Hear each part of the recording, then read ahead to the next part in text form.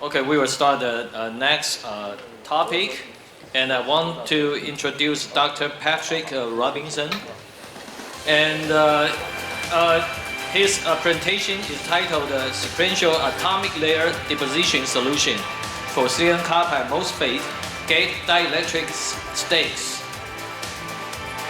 And Dr. Rabinzohn is an executive for the Semiconductor ALD business unit at Beneq, responsible for product strategy and business development. He has 40 years of semiconductor industry experience across the semiconductor equipment, and the materials market, and has extensive knowledge on equipment, process integration, and technologies. He graduated from the Super Lake and received a PhD in material science from Paris University. Let us give applause to Dr. Rabinzohn.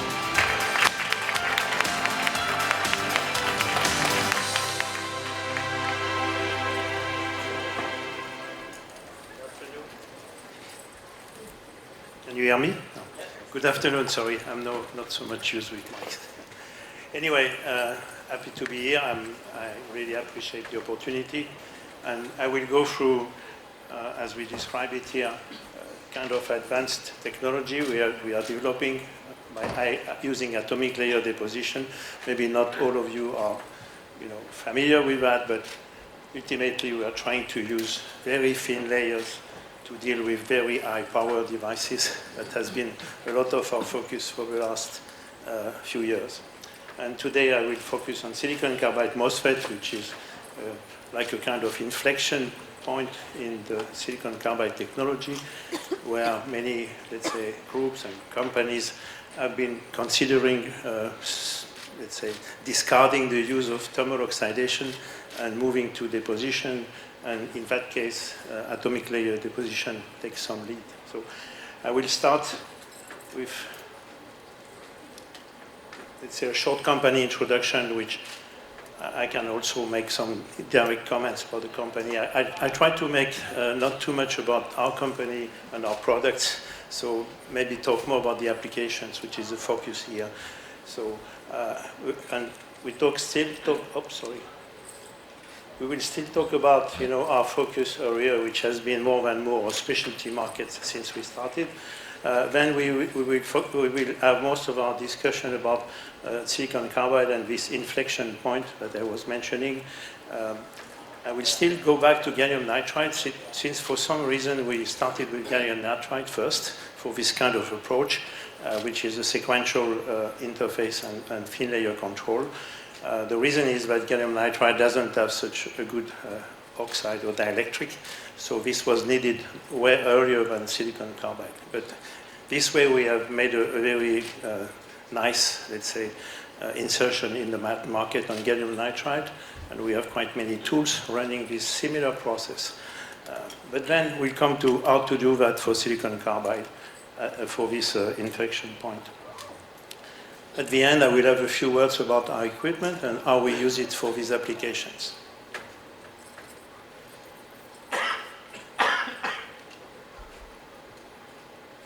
So, Beneq is a company in Finland. Most companies related to ALD come from Finland.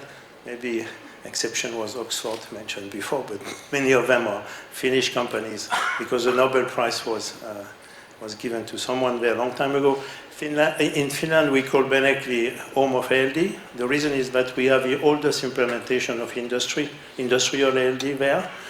Nevertheless, Beneq really started to dedicate effort on semiconductor industry only 5 years ago when I joined that company.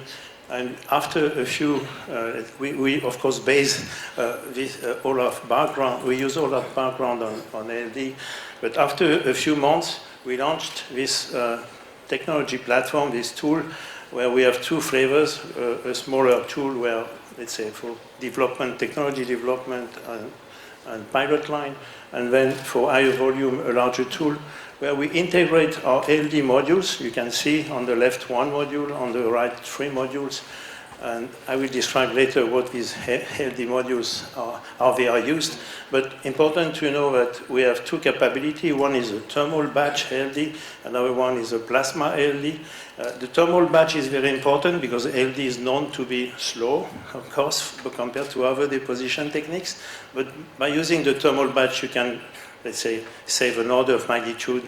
So you get in a reasonable ballpark in terms of throughputs for these processes in at least double-digit wafer per hour as of today. So, and we also use the plasma for, in this case, controlling thinner layers. I will come back later on the details of the tools.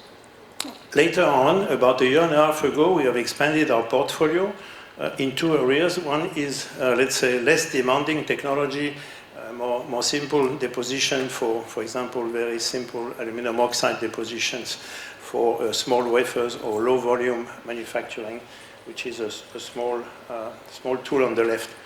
Also, in the same time, more or less, we launched our 300 millimeter version. So this is a scale-up of the cluster tool, where we started to introduce first on micro OLED applications, but then moving to many others recently.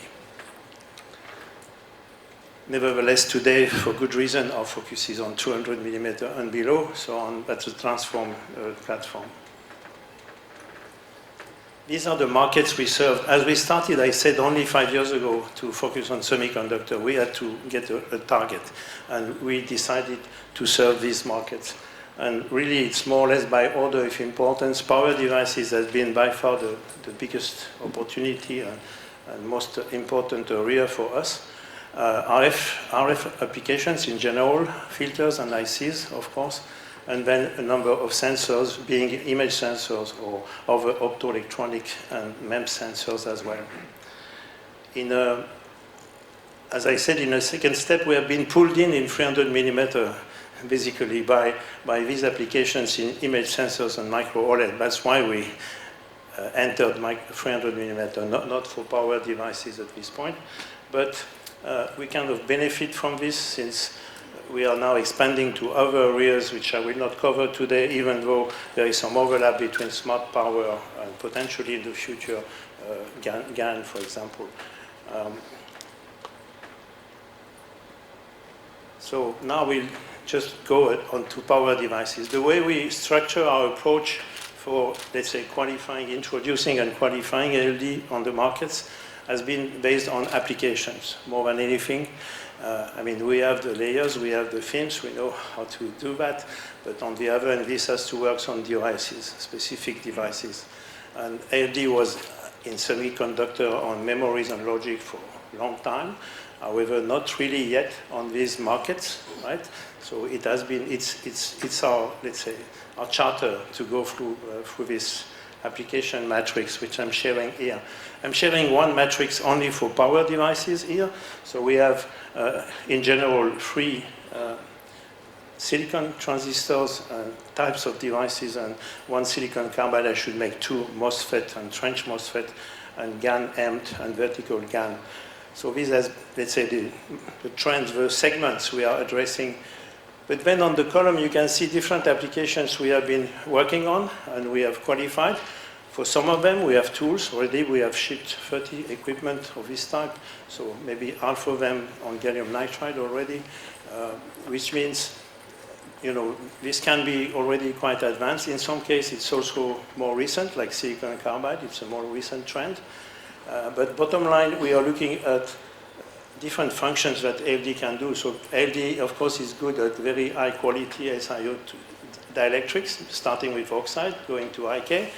And why is it good? Because it's layer by layer deposition. It is pinhole free and low temperature, all these benefits, in addition to being conformal. Maybe I should have started there in case. So in addition to these high quality dielectrics, which is important for application related to gate, even on trench MOSFET, for example, we have also sometimes, you know, just surface passivation, no gate dielectric. And then there is also the nucleation for very thin layers, maybe in TSV, for example, or on the other end of the spectrum, maybe before epitaxy. at the end, we have a final passivation here, which is also an important aspect of ALD, where we could remove current moisture barrier there. Why I'm sharing that in more detail is because the design of our equipment has been based on the fact that thermal batch can serve, in general, all these applications. That's a thermal ALD standard process. But if you have to deal with the left side of this table, then you need, we need some, let's say, very specific interface control and also surface and interface control. In this case, plasma ALD is also needed. And there you can, that's why we design our tool to be able to do both, either in parallel or in a sequence. And I think that's probably unique today. And we can do that in and out. So now we'll go into the topic of silicon carbide MOSFET shortly, not exactly, but shortly. As you can see, the discussion today will be mostly on the first aspect of surface passivation, gate dielectric, which comes together in the case of MOSFET.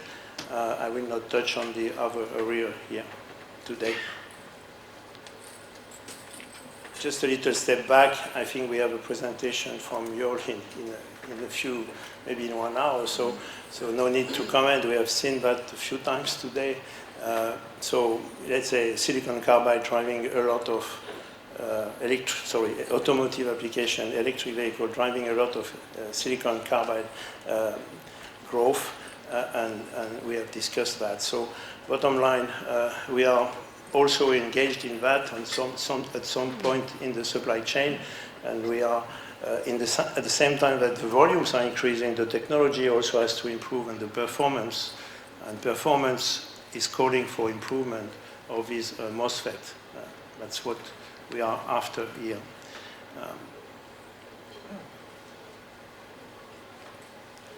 I just step back a little bit to talk about gallium nitride. Since we started in gallium nitride first, for the reason I mentioned before, because we have developed these capabilities, and I can share, let's say, the approach we have taken starting there, and then share with you more details on the recent results on silicon carbide. So in gallium nitride devices, these are just cross-sections. We cannot use other material, but we've started on power devices, being recess gate or being P-GaN gate, both. And we developed these processes there. We also continued with some RF passivation application. We also extended to something we don't talk too much about, but micro LED. Let's say the materials are not exactly the same, but pretty much same approach we have been implementing to control the surface and passivate the surface. So what is this approach? This approach is a 3 steps. We call it 3-step approach, by which we are, let's say, performing the first step, which is an in situ plasma clean. And this clean is to remove a native oxide in the case of gallium nitride, because this native oxide is associated with interface traps or interface states. And the second step is to deposit, once we have cleaned this surface, to deposit a very stable nitride. And this nitride is very thin. It is made to control maybe 3 nanometer. It is made to control the surface, make sure we are not going to oxidize it again, for example. And the last step, number 3 here, I'm a bit going from left to right, sorry. The last step is about a thicker dielectric. So it could be just to passivate, have a final passivation, or have a thicker dielectric. In the case of power device, very often, if it's a gate dielectric, we need a thicker dielectric, maybe in the range from 30 to 60 nanometer. So this will go in the thermal reactor, which is a batch, for example. And the first 2 steps will go in the plasma reactor. I have some example here of, let's say, composition of the films. If we look at the top example, we have we want to check the quality of the interface after having done this plasma pre-clean and some aluminum nitride deposition in the same chamber. And what we can see is that there is no oxygen at the interface, so we have been successful with that. Of course, there is a lot of electrical data we receive from our customers and partners, but we cannot really share that, so we have to also show some physical chemical characterization. No impurity at the interface was key, and also overall important is the quality of the aluminum nitride here in the bulk. This is done by TOF Erda, by the way, and you can see no oxygen in the aluminum nitride. The second at the bottom is about the complete stack. In this case, we were working on 200 millimeter gallium silicon. We had a pre-clean, a thin layer plasma, a thicker layer thermal aluminum oxide. And by doing this, we just checked essentially the quality of the aluminum oxide. We cannot easily look at the aluminum nitride, it's too thin, right? But we have characterized it before, and the oxide is very, let's say, is very low hydrogen content. And we can also check the same across the wafer. So I can also share some wafer level uniformities for the plasma step on the top, and also the batch. I'm showing one wafer out of 3 here, but bottom line, all of that is well below 1% uniformities across the wafers. Sorry. So now we maybe jump and go to silicon carbide. So we developed this 3-step approach, and we are after implementing it on silicon carbide. Why is it so? The reason is that, of course, everybody has been probably using now this, let's say, conventional or process of record, which is a thermal oxidation of silicon carbide followed by a nitridation in NO, by a high temperature NO anneal. So that's a reference today. But despite being a reference, this still has some carbon defects, and there is still opportunity to improve this interface. And by doing so, what do? If we improve the interface? We would reduce the interface states and get higher mobility, lower hysteresis under capacitance. So all of this comes from the interface state being hysteresis or the mobility. This would mean we are after we are after replacing oxidation and by a deposited oxide, an ALD deposited dielectric actually. So that's what we call inflection on MOSFET. In addition to this, there's also another reason to reduce, also to further reduce the ion resistance. The structure using trench has been already quite popular and is maybe becoming more popular. So this also helps ALD being a process of record, because we are very close to, let's say, we have a high conformality technique. So to do this, we have developed a roadmap. Our roadmap is to introduce thermal ALD SiO2, what we have done. Plasma plus thermal has been also done, and we are now after optimizing pre-cleaning and nitridation in the tool. The last step, which is also under initial work, is to introduce IK instead of SiO2. I see that I'm a bit late on time, so I will just summarize this on this page. And the 3 steps are described for the case of silicon carbide MOSFET. The first one is a pre-clean. This pre-clean is to remove the disorder, the carbon-related defects, and potentially to nitrodize the surface. The second is to have an interfacial layer. We are starting with silicon oxide by plasma, which is the best quality, but we also may check some other materials depending on customized device. And then we have the thicker dielectric on top. So this is some of the result. Maybe you can have looked at uniformities. This is composition of the SiO2, very, let's say, very pure material. We have also seen recently that hydrogen is removed during our anneal, and we have some characterization of the electrical performance of the film. Now I have to maybe accelerate, but for good reason. So we will publish this in more details in 2 weeks at Ice Cream Conference in Italy by our specialists. But we have been, working with capacitance and CV, IV characterization and looking at the effects of the 2 steps we introduce. So we're introducing this plasma preclean, PP, and this interfacial layer, and we observe improvement on the breakdown and also leakage. Same time, we characterize the interface states. I will maybe, in the interest of time, go to this summary. So we have here multiple different plasma preclean, and we can observe by using the best optimized one, we can decrease the oxide trapped charge by 1 order of magnitude, going to 10 to 10 approximately, based on this method, compared to starting point without the plasma. And I am probably almost over now. Okay, I will skip the IK part, sorry. So just a few words on the tool to end this presentation. So this tool is versatile. It can support a wide range of application and materials.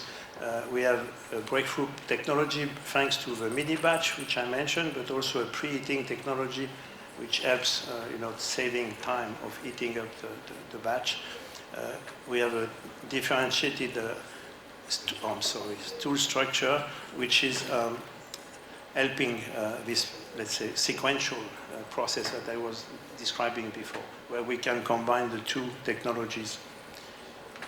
And yes, we have already quite some tools, at least on the GaN, the GaN industry, in RTOs or some IDMs as well.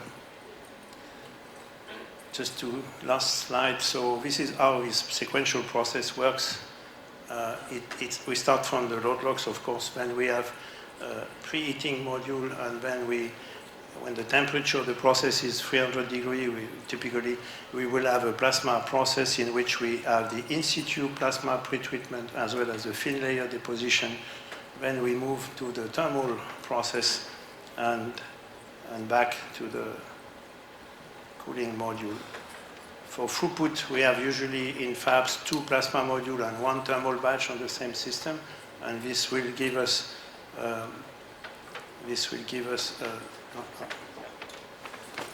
double-digit throughput typically in these applications. And thank you for your attention.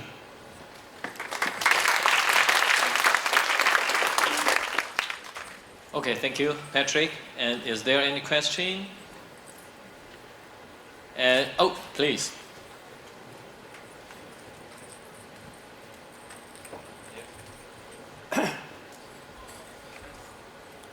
thank you for this talk. In case of the gallium nitride MOS, still we have a struggle to get a good surface between the insulator and also GaN crystal. So your technology seems to be good for get a good interface, to get a good MOS performance. Do you have any experience or result of that kind of improvement of the interface between GaN and the MOS layer?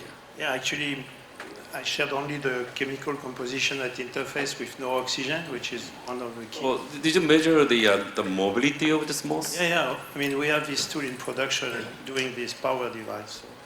So okay, how is everything. What value of the mobility you get in that? It depends on the design of the device.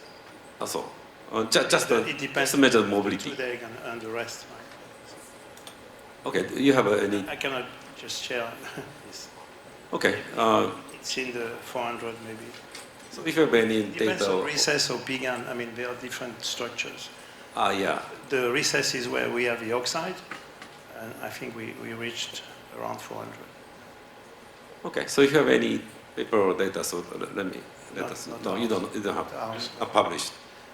No, it's Okay. we are not making the devices. We develop our technology in collaboration with partners. As you saw with RTOs in Europe, we have like CEA, I think it's public.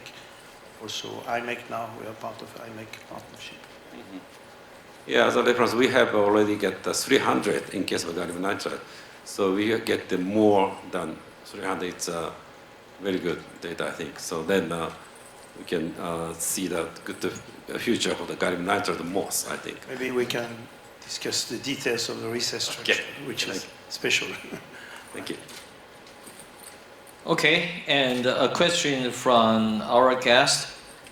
How do you manage the integration of single wafer pretreatment and then batch thermal? Do you run 25 wafers through the single wafer and then run the thermal process? Does the plasma chamber then stay empty until thermal process finished? Yeah, so we have two plasma chambers normally and one thermal. So yes, when we have loaded the two plasma chambers are inactive normally. Depends on thickness, but maybe for 45 minutes or 1 hour. Okay. Okay, two chambers. We have also a possibility to load another. There are different ways to use the load lock, so we could start another lot, but there is not so much benefit. Okay. Okay, thank you. And let us give a applause to thank Patrick again.